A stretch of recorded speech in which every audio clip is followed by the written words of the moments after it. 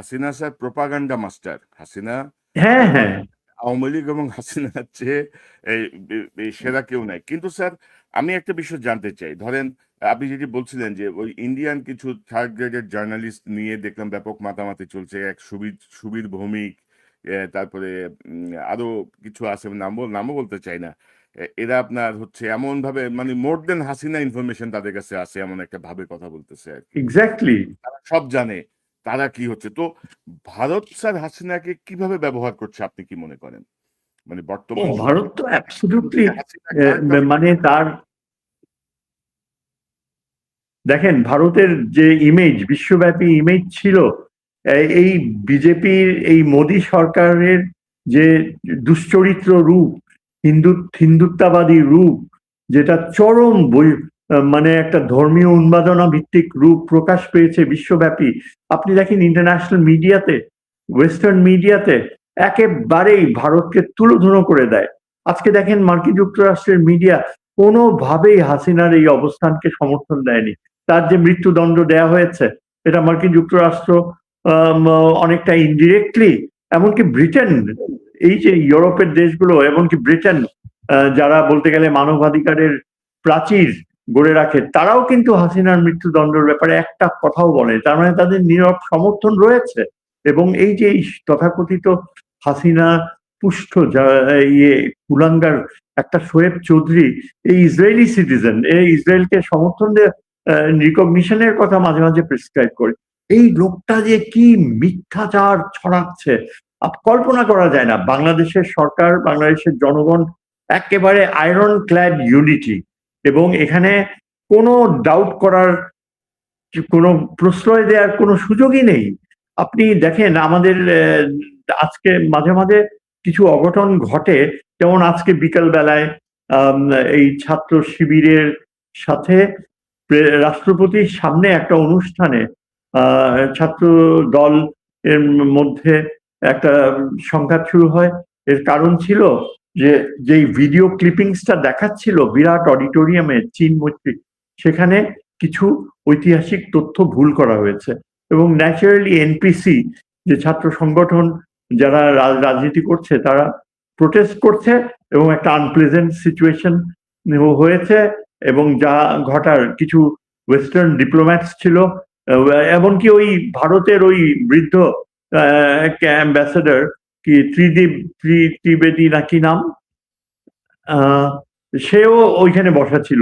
কোন বুদ্ধিতে যে সে আসছে আল্লাহ বলতে পারবে। তবে সেও দেখলাম ওরা হেঁটে বের হয়ে গেল।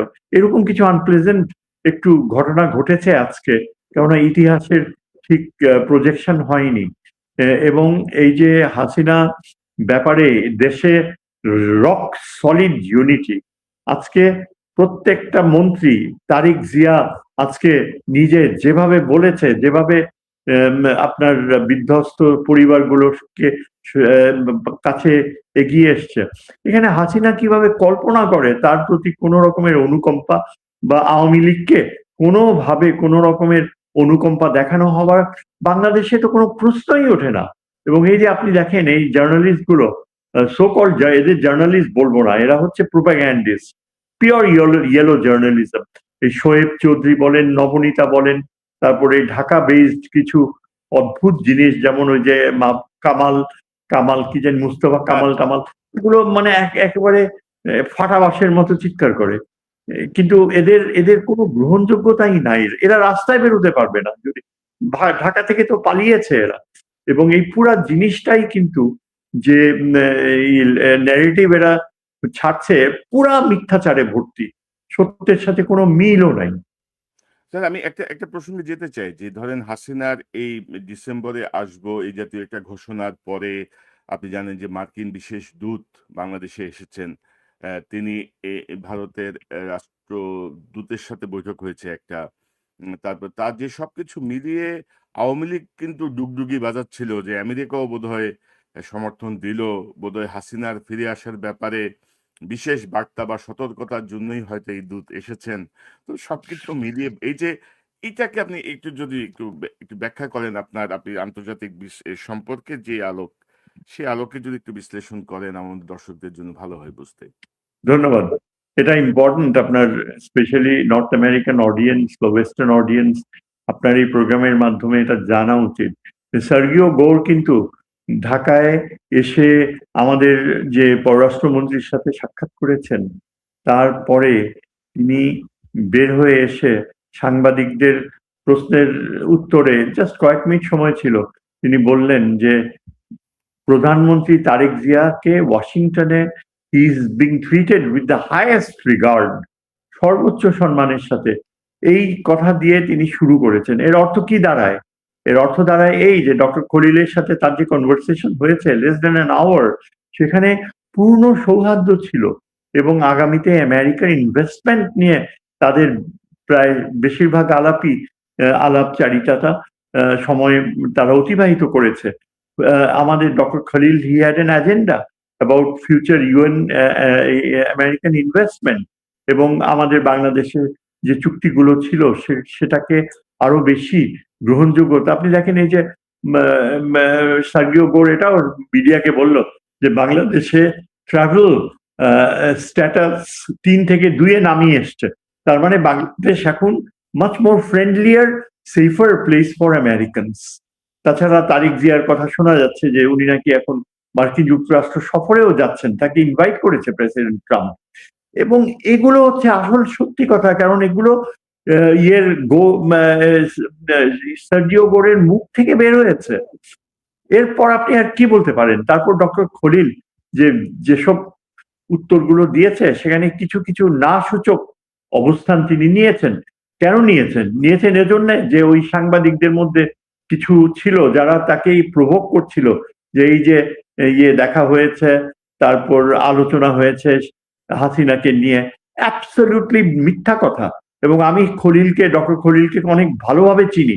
তিনি একজন শুধু মেধাবী, পররাষ্ট্র মন্ত্রণালয়ে তার ব্যাচে প্রথম হওয়া ছাত্রই না, এই যে 22 বছর তিনি কাটিয়েছেন মার্কিন যুক্তরাষ্ট্রে, ইউনাইটেড নেশনসে, তার প্রচুর মানে নির্ভরশীল রয়েছে, বন্ধু রয়েছে আমেরিকান স্টেট ডিপার্টমেন্টে, আমেরিকান ইন্টেলিজেন্সে। এবং আপনি নিশ্চিতভাবে ধরে নিতে পারেন যে খলিল যখন জেনারেল অ্যাসেম্বলির প্রেসিডেন্ট হয়ে যাচ্ছে কয়েকদিন পরে, তিনি মার্কিন যুক্তরাষ্ট্রের স্টেট ডিপার্টমেন্ট, পেন্টাগন সবাইকে তার পক্ষে নিয়ে আসতে সক্ষম হবে। আপনি চিন্তা করেন গতকালই আমেরিকান এই যে প্যাসিফিক কমান্ডের কমান্ডার অ্যাডমিরাল ঢাকায় চলে আসছে, এবং ঢাকায় এসে তিনি উচ্ছ্বসিত প্রশংসা করেছে বাংলাদেশে আমাদের নৌবাহিনী প্রধান, যিনি একজন অত্যন্ত স্বনামধন্য মেরিটোরিয়াস একজন নৌবাহিনীর অফিসার, যার রেকর্ড দেখলেই আপনি বুঝতে পারবেন যে অল থ্রু ফার্স্ট। তার সাথে আমেরিকান প্যাসিফিক কমান্ডারের অত্যন্ত অকৃত্রিম মিটিং হয়েছে। তারপর আপনার আমাদের সামরিক বাহিনীর নেতৃত্ব। জি, আমার স্যার যেটা হচ্ছে যে আমরা আসলে ভারতের যে দাসত্বের শৃঙ্খল হাসিনা আমাদের গলায় বসিয়ে দিয়েছিল, আমরা সেখান থেকে বের হয়ে আসতে হবে। এখন আমেরিকার সাথে আমাদের বন্ধুত্ব, পাকিস্তানের সাথে আমাদের বন্ধুত্ব, চীনের সাথে আমাদের বন্ধুত্ব, এই জায়গাগুলো আসলে আমরা বাংলাদেশের একটি স্বাধীন সার্বভৌম রাষ্ট্র হিসেবে আমাদের আসলে এখন কূটনৈতিকভাবে আমরা কতটুকু ব্যালেন্স করতে পারবো, সেই জায়গাটা হচ্ছে সবচেয়ে গুরুত্বপূর্ণ। এবং ধন্যবাদ সেই করুন। পথে আপনি কি মনে করেন স্যার? জি। আমি আপনাকে নিশ্চিতভাবে বলতে পারি, যদিও এই যে কিছু এই যে ভারতীয়রা, তার জার্নালিস্টরা, ভারত সরকার ইচ্ছাকৃতভাবে আমাদের ফরেন পলিসির অর্জনগুলোকে ডাউনগ্রেড করছে, করছে, কিন্তু আমি বলতে পারি এটা হচ্ছে আমাদের বাংলাদেশের ফরেন পলিসির ক্ষেত্রে সবচেয়ে সেন্সিটিভ ইম্পর্টেন্ট একটা টার্নিং পয়েন্ট। আমরা ভারতের আজকেই কিন্তু পররাষ্ট্রমন্ত্রী, আমি স্ক্রলে দেখলাম টেলিভিশন সেট গুলায়, বলেছে যে বাংলাদেশ আর কখনো ভারতের ওই নিয়ন্ত্রণে কোনোদিন ফিরে যাবে না। এই যে ওই কথাগুলো উনি বলছেন, কতখানি কনফিডেন্স তার ভিতর রয়েছে যে বলেছে যে কোনোদিন ভারতের ওই নিয়ন্ত্রণে আর ফিরে যাবে না। এর অর্থ কি?